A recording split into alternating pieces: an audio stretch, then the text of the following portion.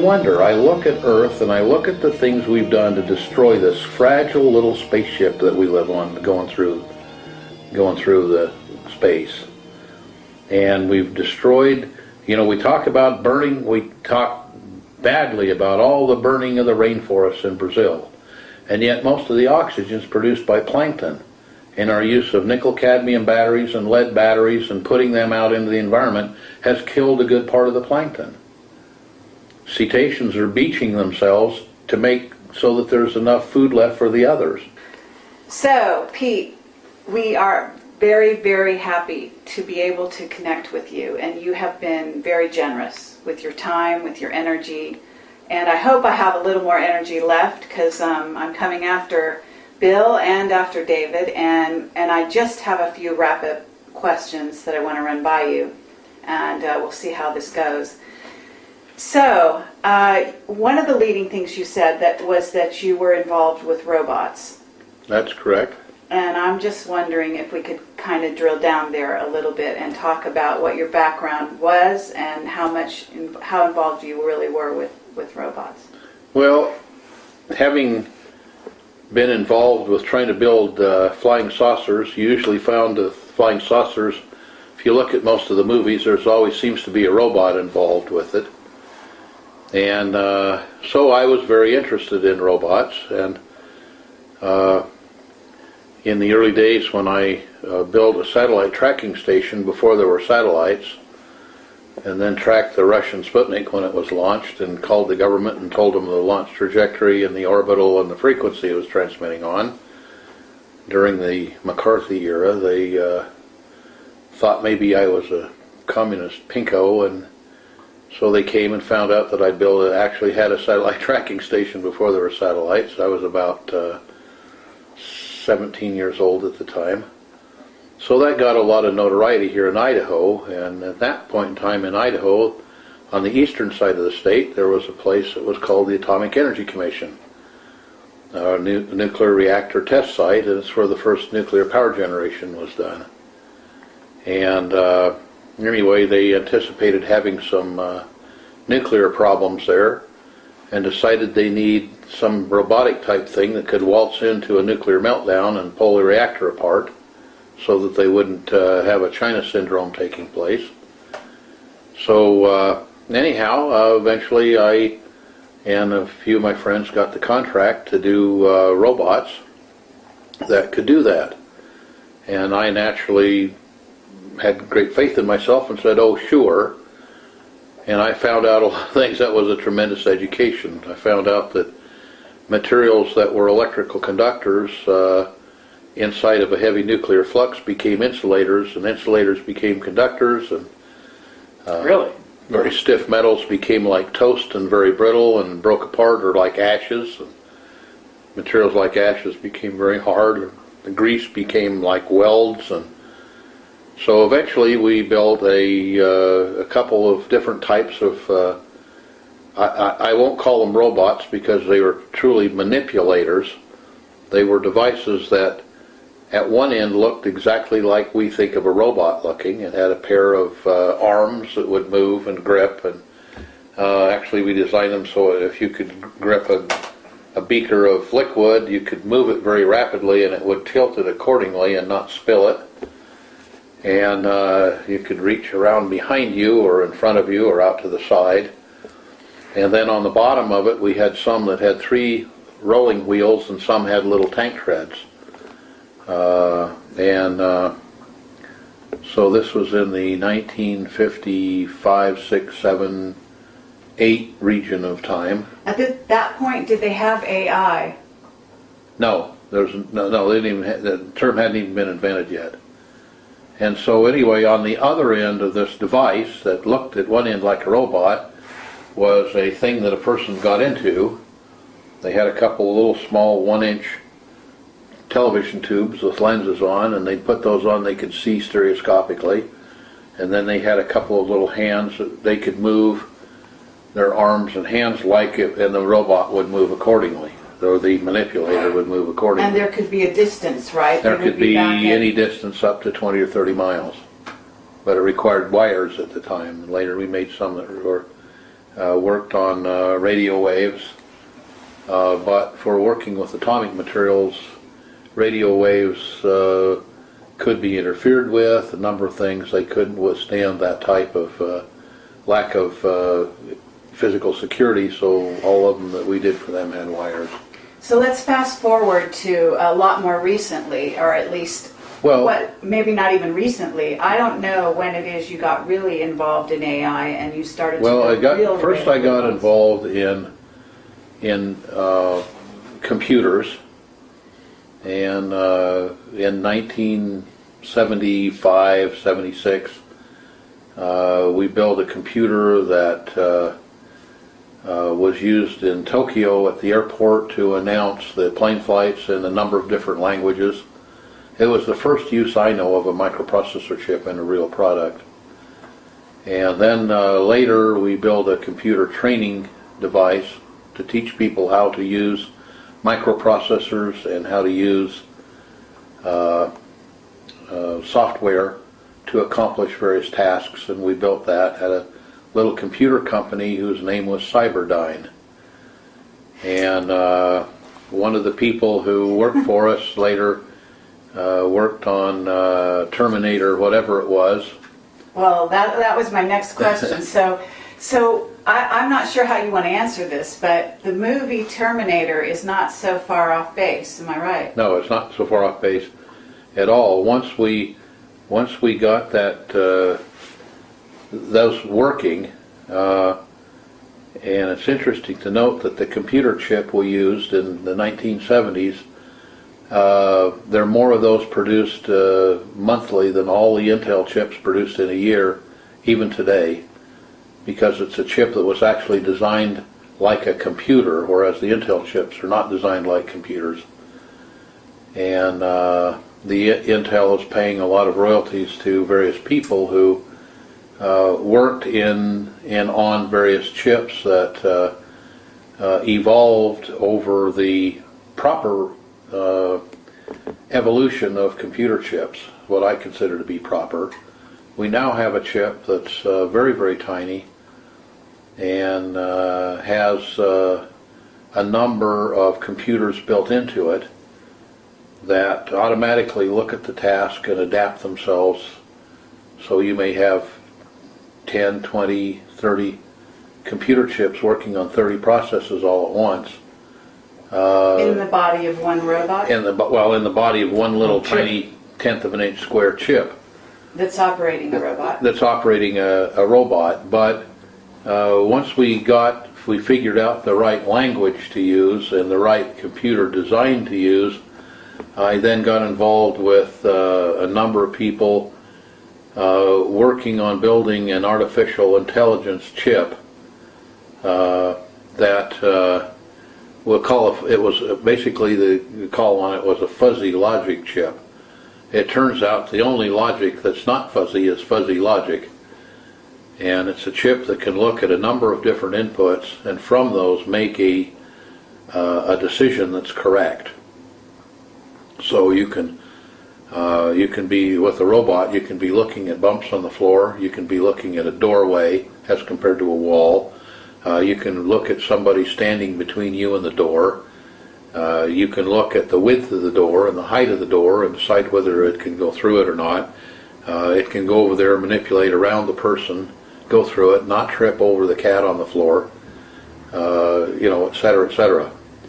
And all using fuzzy logic. And then we, because a chip was doing digital computing, a fuzzy logic chip either does digitally, if it's high speed enough, it does analog computing. It looks at things as we see them in the real world. The floor can be looked at digitally like it had millions and millions of little tiny bumps, or larger bumps, or it can be looked at analog-wise because it can sense the roll of the floor and move the wheels and so forth so it doesn't tip over. But weren't the Japanese really advanced in terms of robotics? Well, I can tell you that when I went to the Idaho National Engineering Labs, which is what the Atomic Energy Commission became, which is one of the nation's largest research centers, It's in eastern Idaho. I think there are 2,200 PhDs that work there. The whole town is built around, in fact several towns are built around that center, and much goes on there.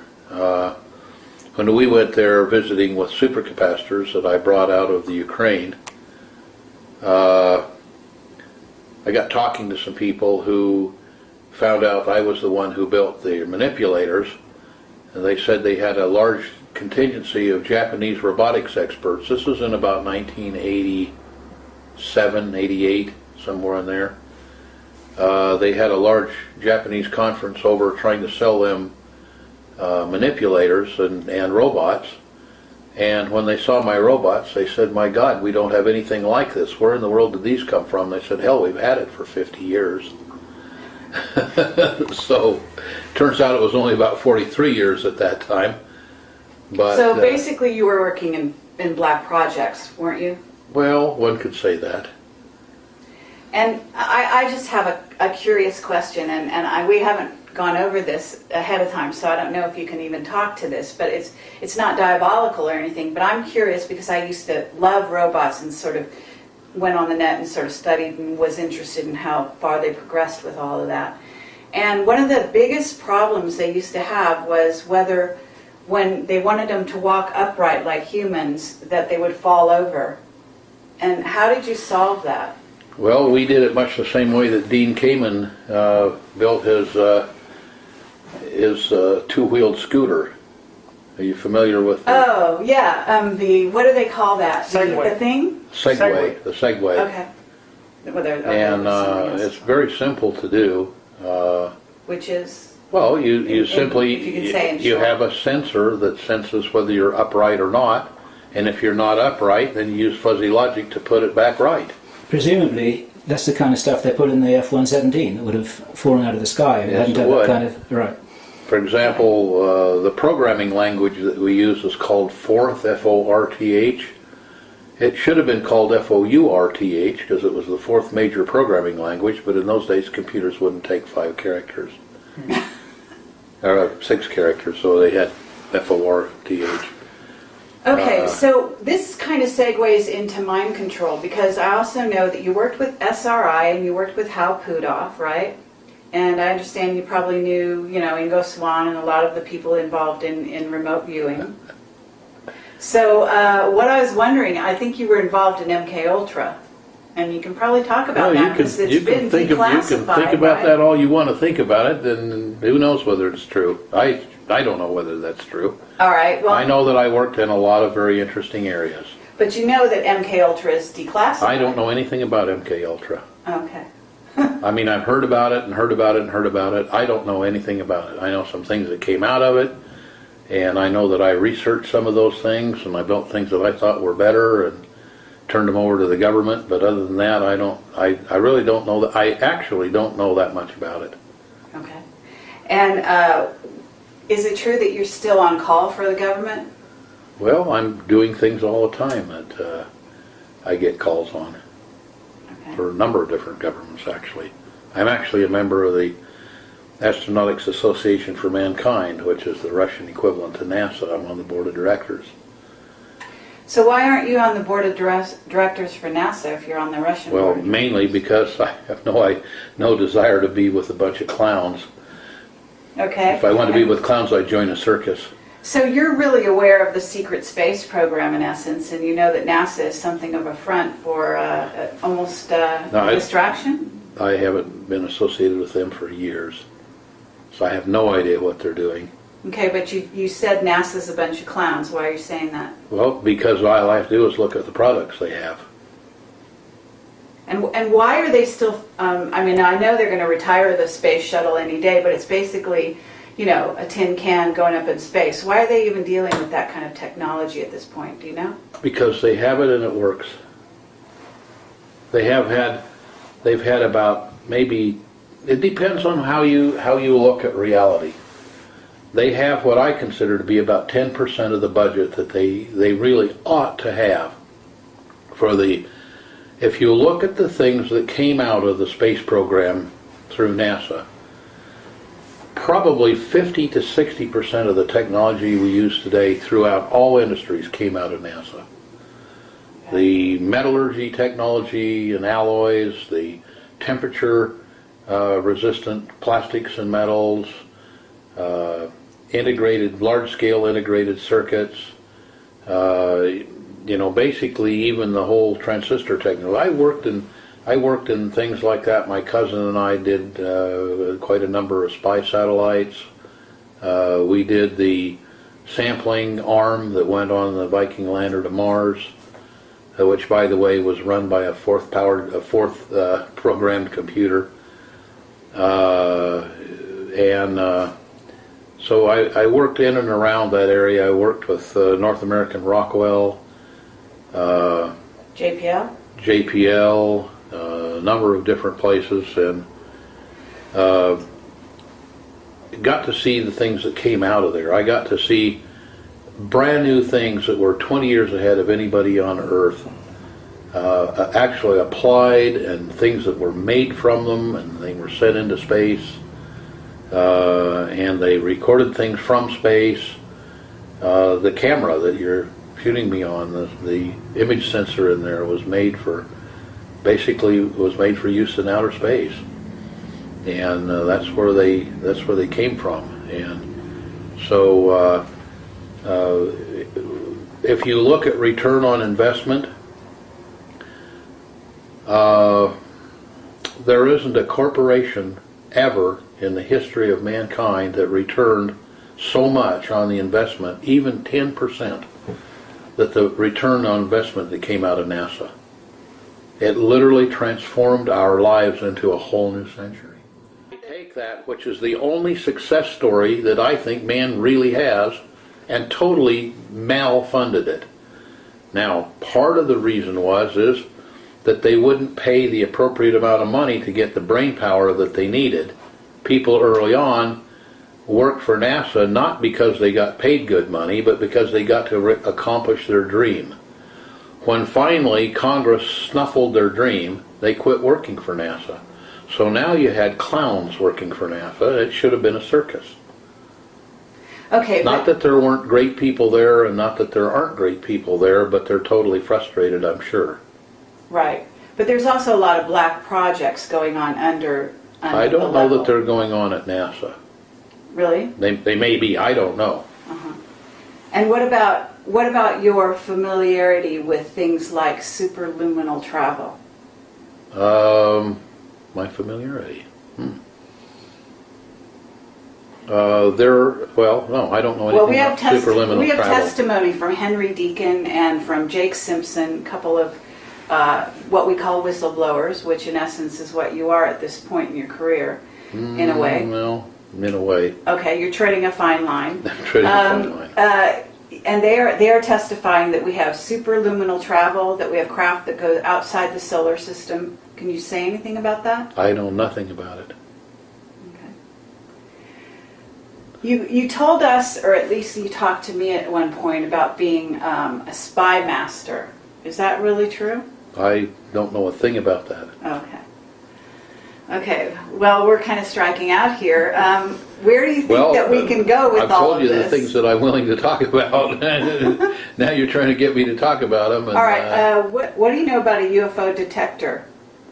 I was asked to build a UFO detector when I was about 14. And eventually built one. Okay. And it's operational? I have no idea when it's operational. Best I know, they smashed it immediately. Who's they? The government. Actually, the President of the United States at that time. Really? Okay. Now, here's a problem with it. I'd love to do something with it. It's a very simple, inexpensive technology. Is it based on Wilhelm Reich's technology? No, it has nothing to do with Wilhelm Reich. It's based on science, and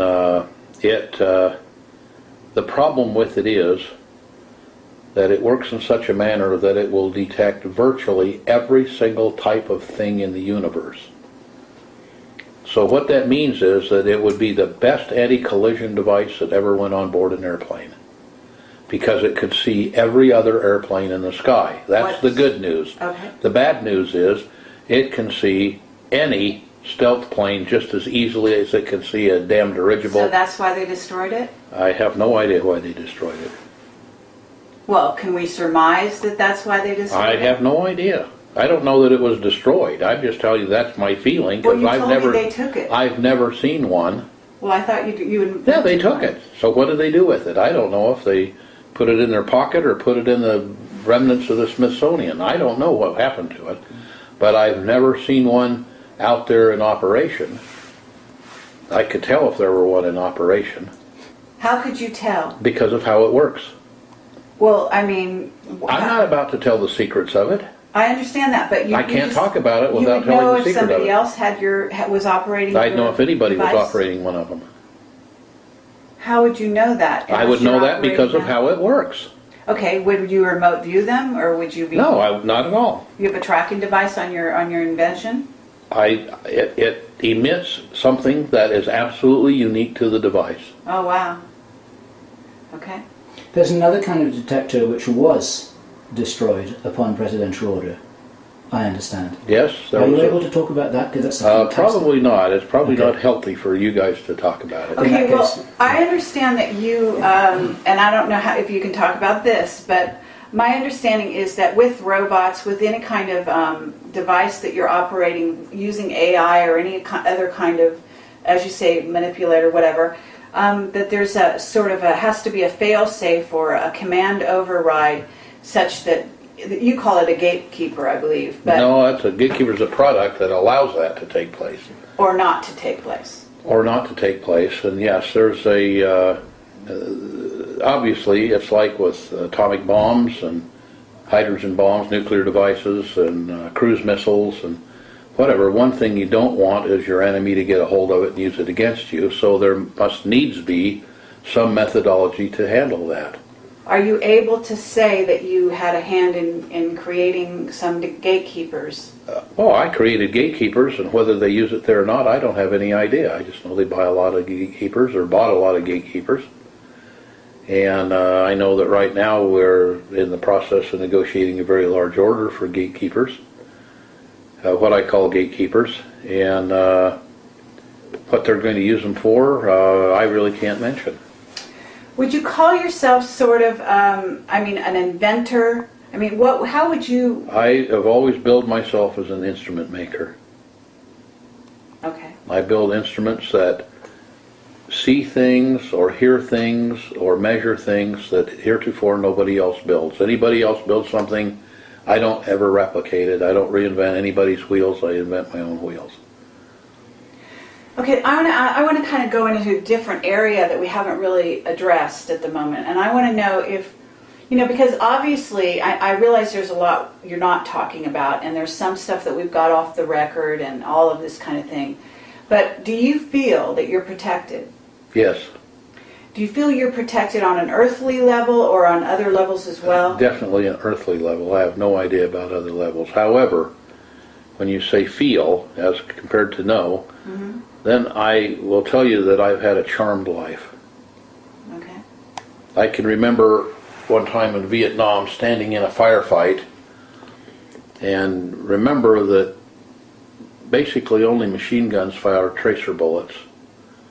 And every fifth round in our machine guns at least is a tracer. So the machine gunner can aim his weapon because they're jiggling and bouncing so much you can't really use a sight well. So you want to see where the bullets are going and place them where you want them. So every fifth bullet goes out and you see a little red glow where the bullet's going. And I was in firefights where the tracers were so thick it was like you were in the middle of a 30-foot campfire that was down to the ashes with a weed eater whipping up sparks. And I remember about the third time I looked up and said, "You and me, Big Al, all the way," because I knew I was being kept alive. There was no reason for me to be alive. 50% of the Marine officers I went to Vietnam with were killed while they were there. They were there for 13 months. I was there for 23 or 4 months. But anyway, And to this day, you feel that... well, I've been in other places that were even scarier than that, and I've done crazy things all my life to invent things fast rather than slow, and take it the hard way instead of the easy way, and so forth, and somehow live through all of it.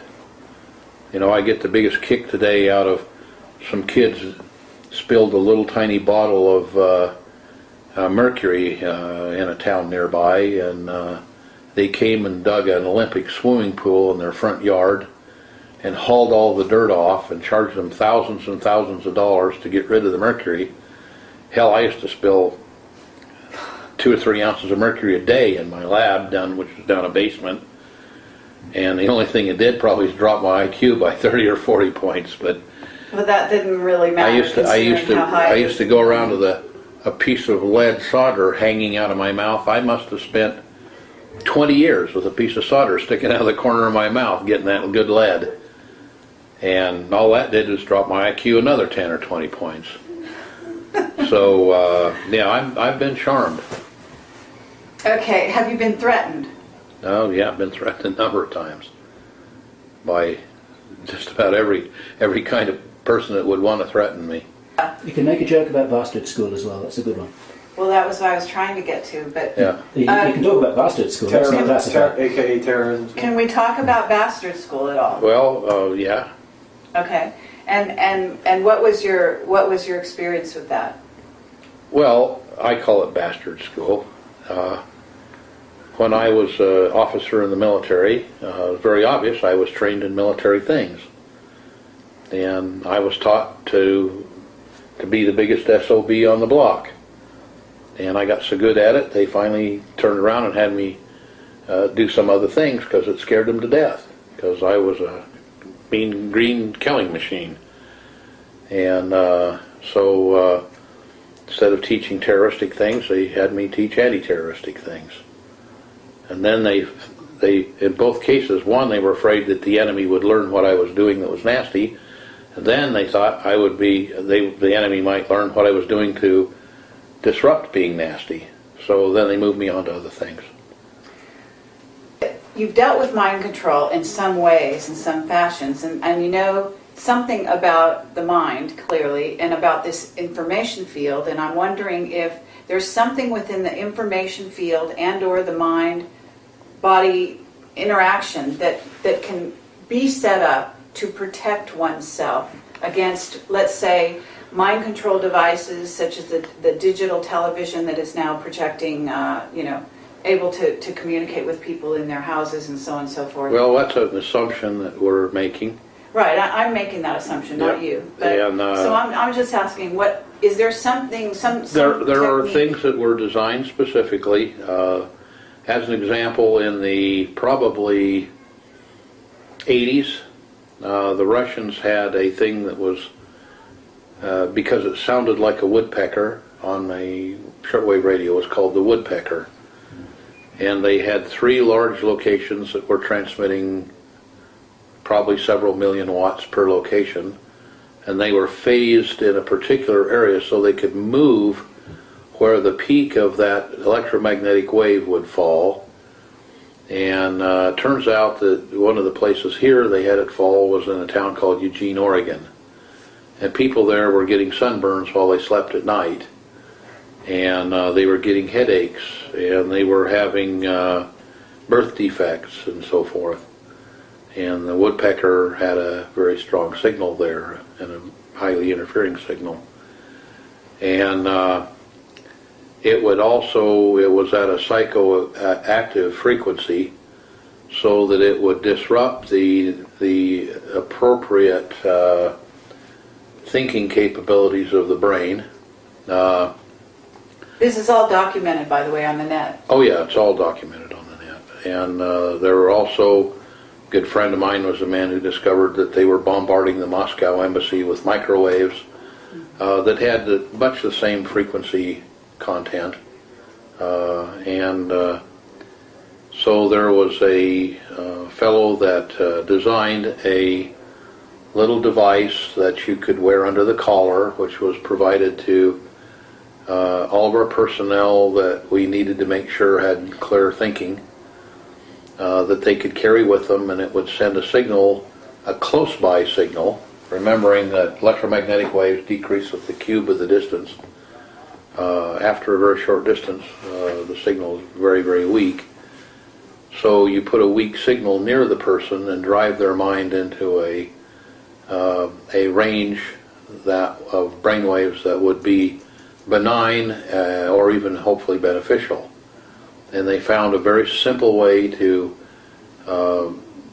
find out what was beneficial, and then a very simple way to tune the device so that it would put those waves out. And they were carried by all types of diplomats and military personnel for So we years can and assume years and years. the president and various people are using these devices to this I day? would certainly think they would be. I know it would. I know that I carry one around. Okay, and you're saying this person who invented it, you're saying you're not the person who I didn't invented say anything about it. Okay. But there's also a technique involved such that one can do it without the device if one learns? Yeah, you can learn to hold your mind pretty much in whatever mode you want. But it has to do with the informational field, is that No, right? it doesn't. It has to do with the electromagnetic field. Oh, really? Yep. So your mind, you use your mind to affect the electromagnetic field? No, you just use your mind to generate its own electromagnetic field at a benign frequency, or even a helpful To counter it is frequency. what you're saying. To counteract it. Well, you I'll give you an example.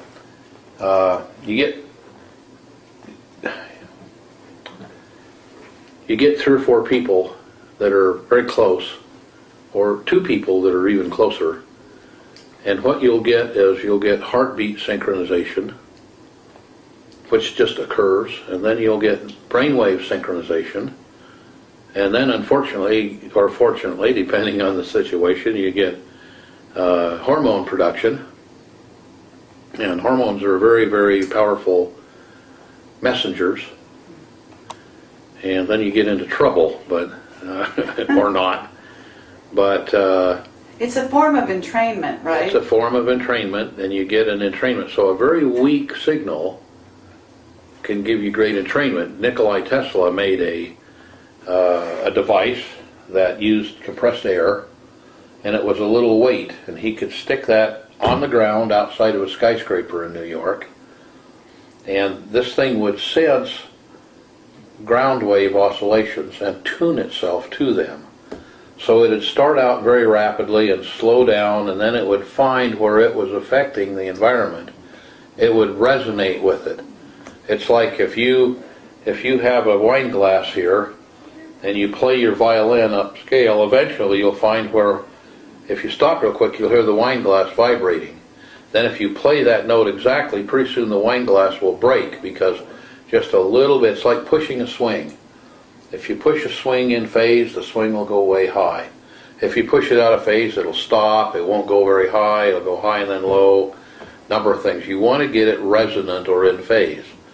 So that's what Tesla's device would do, would move a weight up and down, up and down, up and down, using pneumatic pressure and pneumatic valving, and he'd make the skyscrapers just wag like a dog's tail. So New York. isn't this the actual, like, sort of the kernel behind mind control? Is getting a very slow resonance No. set up and then affecting it No. one way or another? No? No. Doesn't have much to do with mind control. But part of what you want to do, perhaps, with mind control is get your mind in a certain frequency. But that's old style mind control. And what you want to do now, basically, if you want to look at neurolinguistic programming, uses the principles of neurolinguistic programming, is much more powerful than getting a brainwave entrainment. Brainwave entrainment will drop the IQ, it'll drop the attention span, it'll drop change the memory. So there are a number of things that can be done there, but what we use now is a thing that changes the way the brain is attached to itself and the way the brain hooks together, and we just change the neural pathways. You can cause a person to forget, you can cause a person to do things that they have no intention of doing. You can make a stimulus that would cause one thing like a stimulus that would cause me to reach out and grab some water and take a drink because I was thirsty, you can very quickly and easily change that stimulus to when I get thirsty, I'll reach out and grab a glass of water and pour it down my throat, or my neck. Pour it down the front of my suit. So what about the idea that you were telling us about the piece of the heart? You could cut off a piece of the heart and it would actually give it to somebody who would recognize, a doctor, who would recognize it as a part of the brain or have resonance. It would appear to be brain tissue. And this is like a medical fact, right? It's a medical fact. And there's a very good book that anyone who has a child that doesn't read this book should be jailed. I'm serious. It's called The Magical Child by Joseph Chilton Pearce, Pearce. And he has follow-up books on it. For example, The Magical Child Matures tells you why that no center city fatherless child is ever going to amount to anything, ever. They can't because their brain doesn't form properly. Really? Yep. A fatherless child. Well, or motherless. An orphan. A child that's raised outside of a normal family environment, let's put it that way. That's much more accurate. And it'll tell you why that can't happen, why they can't really become useful to society. Well, is this the thing you were telling us about the heart, being close to the heart? Part of it, that's part of it. That's just part of it. There are a number of different factors. But one of the things that Pearce writes about in The Magical Child is, for example, that during the first 16 days or so after the amniotic fluid breaks, the child is exposed to the electromagnetic field from the mother's heart beating, and that field is modulated by what's in the brain cells in the heart, which are the emotions, and those emotions are transferred to the child. So they thought, well, that may be true, so they went to Europe, where a lot of women have their children raised by wet nurses who nurse them on their breast, and they find out that the child takes on the emotional content of the wet nurse. Or children who are raised without a father never get the male emotions from the father, but as compared to the female emotions. It happens in the first 16 days. After that, it's not the greater part of it happens within the first 16 to 18 days. Incredible. And it turns out, for example, the Russians did brilliant and massive research on this, found out that if the child is born underwater in a fluid, remember the child's already in a fluid, it isn't going to hurt him to be underwater for a while.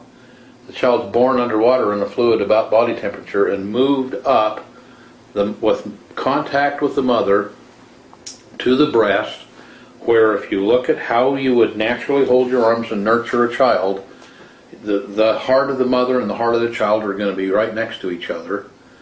The child starts picking things up. If the child is kept in that position for the first 12 to 14 hours, the child usually develops speech by 6 months of age and is able to stand on their own at 6 months of age. Can you talk about that Russian doctor? I unfortunately, I could if I remember his name. I can't remember his name. Okay. He was brought to the United States, and I can tell you that his techniques were used by Madonna in having her children. But we're talking about generating an IQ of as high as 275 in your children. I can tell you that her children are some of the most brilliant children on the face of the earth because of that. I know that she worked for using those techniques for a year to a year and a half before they were conceived, just to become ready. And could well be privileged information, but it leaked out to me. So you're saying I know it to be true. That the heart has an information field component which somehow entrains the formation of the nervous I'm not system? saying anything about information field. I'm saying the heart has an electromagnetic component that is there because the heart beats, and it takes a large electrical current to beat the heart. Okay. Anything the body is bioelectric. Anything near a magnetic field or an electric field that's conductive then has components that come from the things around it that are electric or magnetic or conductive. Okay. So you can see that stuff in the heart field. The information, not information field, the information transfers to the, just like programming a ROM chip, transfers to the heart of the child. And as an example, one of the final proofs of this is there was a man who absolutely hated the odor, the sight, and the taste of mustard, and got a heart transplant, and all of a sudden couldn't get enough mustard. And just by happenstance, the wife of the donor somehow got word to him that her husband loved mustard, and so he had the heart. That came along with it. Number of people were, in essence, SOBs, or were very tense individuals, and they got a heart from a man who was a very calm man, and all of a sudden their wife and their children didn't even know who they were. They were a completely different person. That information was encoded in there, and when the nerves were sewn together and some of them grew back, that information got out of the heart, and it may well be that the magnetic field of the heart transmitted and the brain picked it up. I don't know that. But I know that we instrumented people's hearts and would let them see things that would excite them. The heart rate picks up, adrenaline's produced. Maybe what they see, anger, causes anger or fear. And if you anesthetize that part of the heart, then they have they don't have those fears and those angers and so forth. So that emotional information and some things like preferences in flavor or color, are transferred and transmitted in there. So it's very important to get the child up into a nurturing position. Children who were nurtured by both mother and father have both male and female components. Children nurtured by one or the other have only the one component of their emotional makeup. And it's the first 16 days that does it? Well, Is that right? Read the book.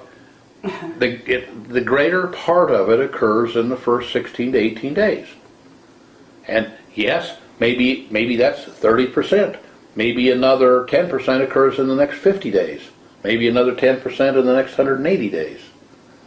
Okay, but very early on. It's Very early on, you want to get that in there very early on. Okay, Well, I want to go in another wait a minute. direction. Is there any other tissue in the body besides the heart that acts like neurological tissue? Oh, absolutely. Okay. Now you can, if you want, you can call, the pineal part of the brain, even though it doesn't do brain function. It's part of the brain. The pineal and pituitary are mostly melanin, a substance called melanin. Melanin, a type of melanin, makes the skin pigment.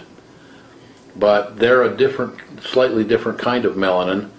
And I've, in my research, have found that the melanin in the pineal, which in Eastern medicine is the third eye, the seat of the third eye, is very, very, very good at picking up informational signals and adding a time content to them, thus subtracting a non-time content. And so it's always been attributed to clairvoyance and clairaudience and so forth. Those are signals that are taken out of a signal that appears to be everywhere, every when. It coheres that for the person, and they have certain abilities that they wouldn't have. The Tibetans drill a hole in the front of the forehead with a little rock drill, and then they poke a bamboo skewer in and manipulate the pineal to quote-unquote open the third eye. And what it does is it gives it a hole through the Faraday cage, speaking in science terms, and it makes a sensitivity by making a piece of scar tissue that opens up or opens the third eye or opens clairvoyance or clairaudience or remote viewing or remote influencing or a number of different things. Isn't it true that fluoride deadens or hardens the pineal gland? Absolutely. And But what it since we have mostly fluoride hardens- in our water, Well- isn't there a sort of a, basically you could look at that as an Illuminati plot to deaden the intelligence and the psychic ability of the What I population? try to do as a scientist to state as scientific things, I don't presume about what the Illuminati want to do, Okay. but I can tell you that the main thing that halides, which are chlorine, fluorine, bromine, mainly what they do in the body is congeal cholesterol into arterial plaque. So I mean, that's well known. Slows down the I have the been, no, arteries. yes, it'll do. Yeah, it closes down the arteries. So there are many ways to sterilize water, other than chlorine and fluorine. There are many ways. For example, we say, well, we use chlorine for tooth decay. You have a whole fleet of boats up and down the west coast of the United States and the east coast of the United States that can't fish anymore because we've killed all the fish, except there are bottom feeders called, I won't tell you the name of the fish, but there are bottom feeders. That is a fish that consists of 60% of the weight of the fish is liver, and about 60% of the liver is that particular fish liver oil, which contains a compound called Activator X by Price of the Price Pottinger Foundation of years ago fame. And he found out right after World War II that one drop of that, well, you can take that fish oil, which is highly fishy tasting, get it cold, the waxes and false isomers will solidify, you can filter those out, and the oil left over has very little or no taste to it. And that oil you can put in the sunlight and it won't turn rancid for hundreds of years. It should have been used in place of sperm whale oil for lubricating watches, but they didn't use it for that. And, So is it this cod liver oil? no, it's not cod liver oil. It's a different oil, but those boats could go out and bring back boatloads of this fish. It grows from Antarctica to Arctica and everywhere in between. What does that have to do with fluoride in the water? What it has to do with is that oil, one drop put in a slice of bread eaten daily, and you have no caries whatsoever. There's no tooth decay. It eliminates tooth decay. So And they did this on thousands and hundreds of thousands of children in Europe after World War II. And likewise, it doesn't. You can guard against hardening of the arteries. Then you don't get the hardening of the arteries from the fluoride or the chloride. Now, what happened was, and this is, I'll take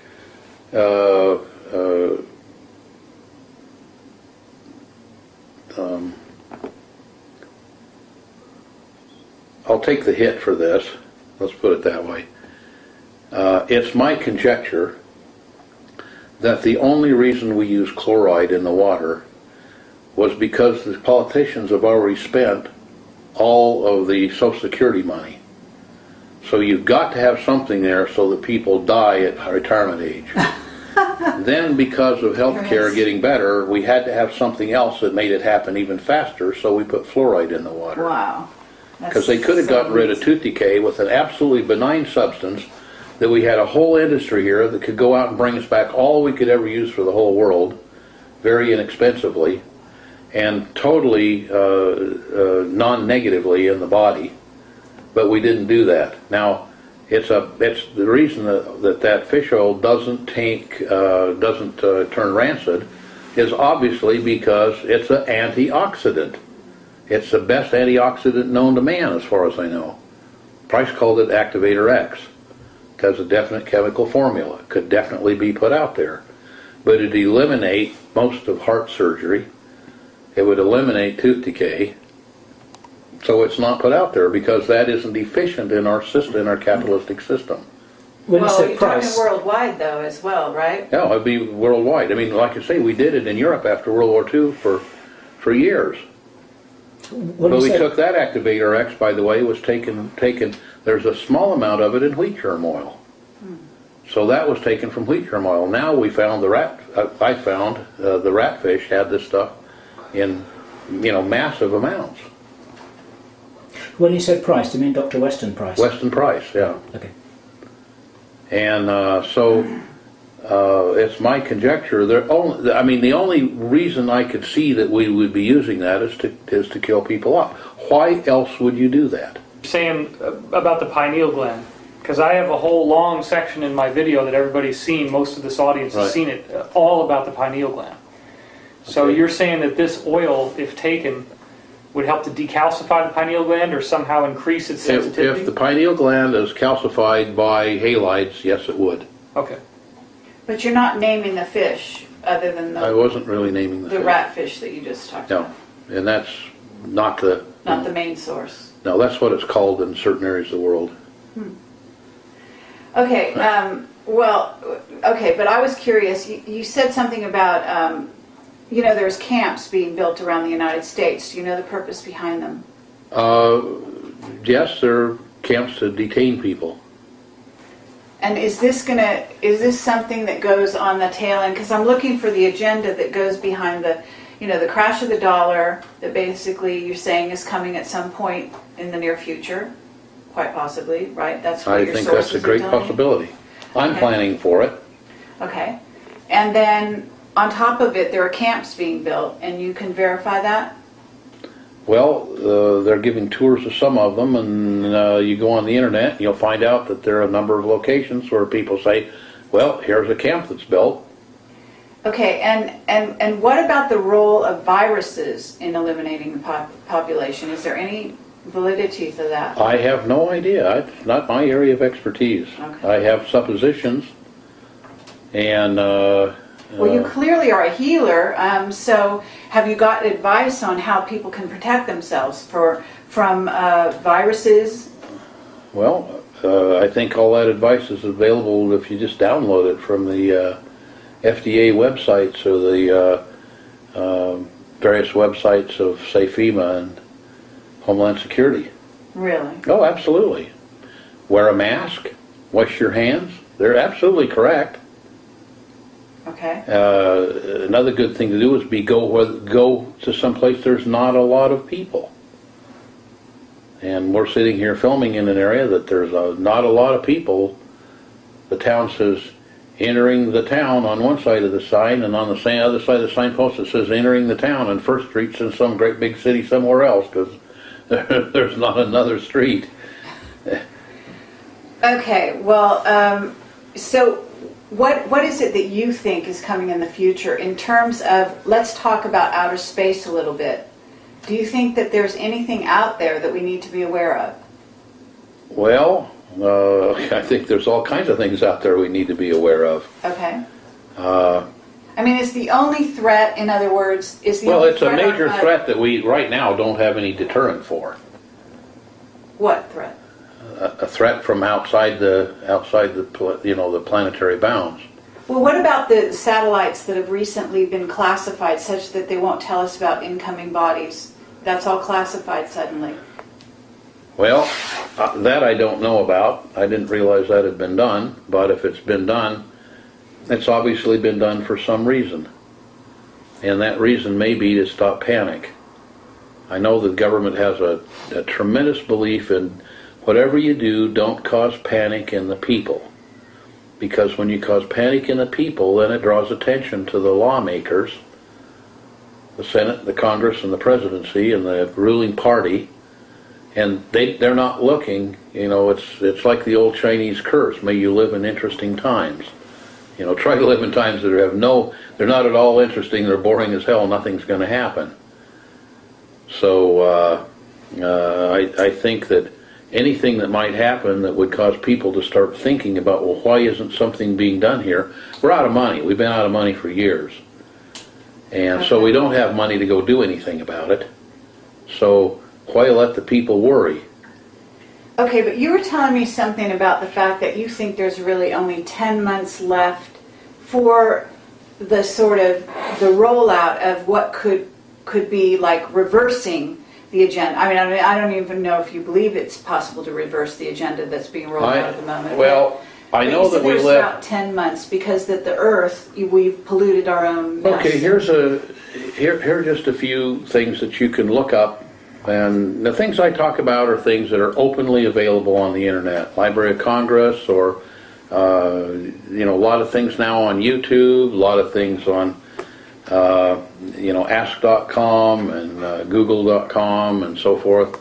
You can go in there and start making searches and looking, and you can find a lot of information. There's a tremendous amount of information About? about the things that you just spoke about, and specifically, you can find out that, it's about a couple of weeks ago we just had a very near flyby of a huge asteroid that would have caused thousands, if not millions, depending on where it hit, thousands or millions of deaths on the Earth if it had hit the Earth. And it was a near flyby. Now maybe that nearness was 100,000 miles, but 100,000 miles is sure different than the distance between here and Mars, or here in Pluto. It's came by very close. It could have been one of those things that hit the Earth, and we have nothing to stop something like that. Okay, you're saying we have nothing to stop something. Is it possible black people in black projects have something to stop that? No, I don't believe so. Okay. And what about... If they did, I don't believe they've had the money to build it. And what about positive aliens? Do you think that they might interfere with something of that Well, nature? if there are such things as positive aliens, I think that, you know, I wonder, I look at Earth and I look at the things we've done to destroy this fragile little spaceship that we live on, going through the space.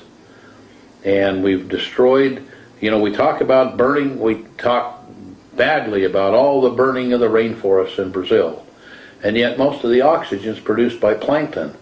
And our use of nickel-cadmium batteries and lead batteries and putting them out into the environment has killed a good part of the plankton. Cetaceans are beaching themselves to make so that there's enough food left for the others. Because they're that wise. Well, I think that they are, and of course you had to have worked with them in some of the military programs to understand how wise they are.